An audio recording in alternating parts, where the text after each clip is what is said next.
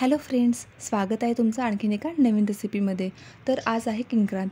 तर किंक्रांती दिवशी तळलेले धपाटे बनवले जातात। तर असे टम्म फुगलेले एकदम मऊ खुसखुशीत असे धपाटे कसे करायचे हे आज आपण पाहणार आहोत। काही टिप्स आणि ट्रिक्ससह आजची रेसिपी आज आपण पाहूया। चला तर मग रेसिपीला सुरुवात करूया। तर इथे परातीमध्ये मी 1 बाउल इतकं गव्हाचं पीठ घेतलेलं आहे। आपण हे जे धपाटे बनवणार आहोत ते एकदम मिक्स पिठांचं बनवणार आहोत। तर त्यासाठी इथे अर्धी वाटी ज्वारीचं पीठ घेतलेलं आहे। त्याचबरोबर छोटी वाटी इथं मी बेसन पीठ घेतलेलं आहे। तुमच्याकडे जर तांदळाचं पीठ अवेलेबल असेल तर तुम्ही ते सुद्धा वापरू शकता। तर इथे महत्त्वाची गोष्ट म्हणजे इथे मी एक अर्धी वाटी बारीक असा रवा घेतलेला आहे। हा रेग्युलर रवा नाही, एकदम बारीक असा रवा आहे।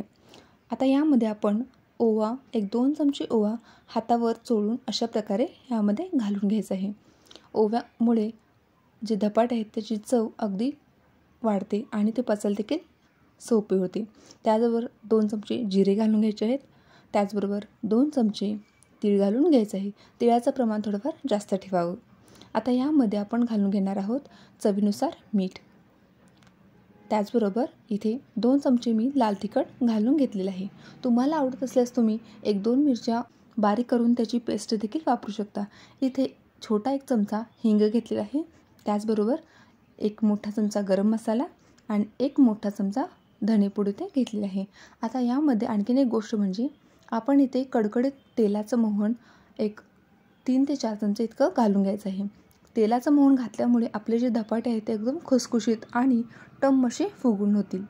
तर आता हे हळूहळू आपल्याला सर्व जिन्नस त्या पिठामध्ये एकत्र मिक्स करून घ्यायचं आहे। त्यासाठी दोन्ही हाताने आपल्याला हे अशा प्रकारे चोळून घ्यायचं आहे, जेणेकरून सर्व साहित्य त्या पिठाला एकसारखं लागलं जाईल। हे सर्व झाल्यानंतर आपल्याला आवश्यकतेनुसार पाण्याचा वापर करून घट्ट असं आपल्याला हे कणिक मळून घ्यायचं आहे। तर इथे मी एकजीव करून घेतलेला आहे। आता यामध्ये गरजेनुसार पाण्याचा वापर करून आपल्याला हे मळून घ्यायचं आहे।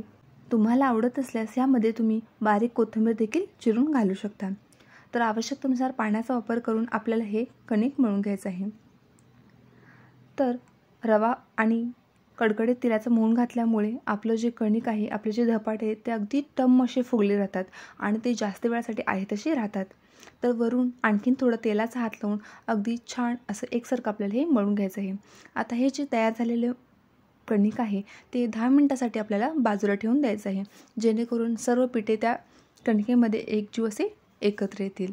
आता 10 मिनिटं झालेली आहेत। आपण बघू शकतो आपलं कणिक छान असं सेट झालेलं आहे। आता यातला मोठा असा गोळा आपल्याला बाजूला काढून घ्यायचा आहे।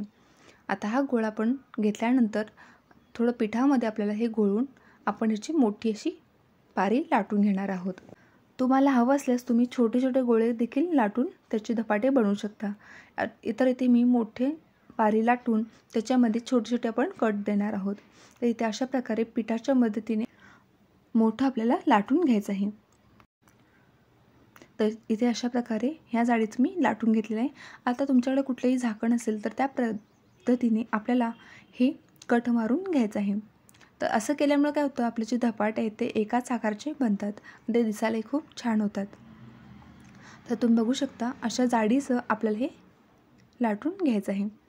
थोडीफार जाडी राहिली तर आपले जे धपाटे आहेत ते थोडेफार फुगायला मदत होतात। तर इथे मी काही धपाटे लाटून कट करून घेतलेले आहेत। तेल चांगलं आपलं तापलं आहे की नाही पाहण्यासाठी छोटासा गोळा आपल्याला टाकून बघून घ्यायचा आहे। जर तो लगेच वर आला तर आपलं तेल चांगलं तापल्याचं समजायचं। तर तेल आपलं चांगलं तापलेलं आहे। प्रत्येक गोष्ट तळताना तेलाचं टेम्परेचर जास्त असणं महत्त्वाचं आहे।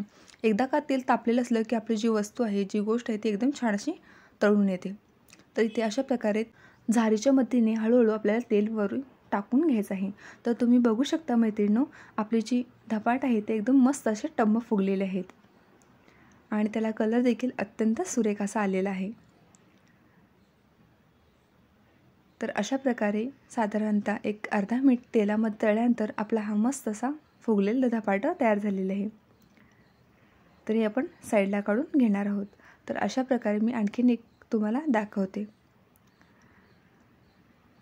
तर अशा प्रकारे आपण बाकीचे सर्व धपाटे तळून घेणार आहोत। तर सांगितलेल्या टिप्स आणि ट्रिक्स वापरून तुम्ही देखील प्रत्येक वेळेस जेव्हा कधी तुम्हाला धपाटे बनवायला हवे असतील तेव्हा तुम्ही अशा पद्धतीने फुगलेले धपाटे, तळणीचे धपाटे नक्की बनवू शकता. तर अगदी खुसखुशीत, खमंग वासाचे आणि टम्म असे फुगलेले धपाटे तयार झालेले आहेत. तर आज दाखवलेली फुगलेले धपाटे किंवा तळणीचे धपाटे ही रेसिपी तुम्हाला कशी वाटली हे नक्की मला कमेंटमध्ये सांगा. तर प्रत्येक धपाटं अशा प्रकारे नक्कीच फुगून येईल. अगदी खुसखुशीत असे हे झालेले आहेत. तर भक्तीच्या स्वादिष्ट आणि पौष्टिक रेसिपीज या यूट्यूब चॅनलला नक्की सबस्क्राईब करा, लाईक करा आणि जास्तीत जास्त लोकांपर्यंत शेअर करा. तर आजचा हा व्हिडिओ पाहिल्याबद्दल तुम्हा सर्वांचं मनापासून धन्यवाद.